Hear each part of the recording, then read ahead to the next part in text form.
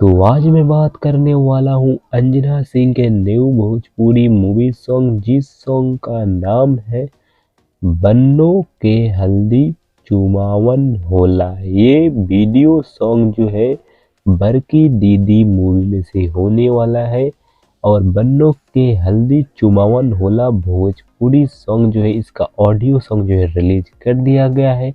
लेकिन बन्नो के हल्दी चुमावन होला इसका जो है वीडियो सॉन्ग का जो है पूरी तरह से कंफर्म जो है रिलीज डेट निकल कर आ चुका है।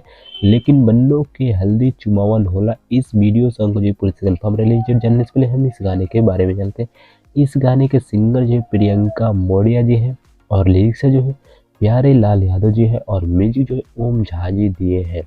चलिए मैं आप लोगों को बता देता हूँ बन्नो के हल्दी चुमावन होला इसका जो है video song confirm release date.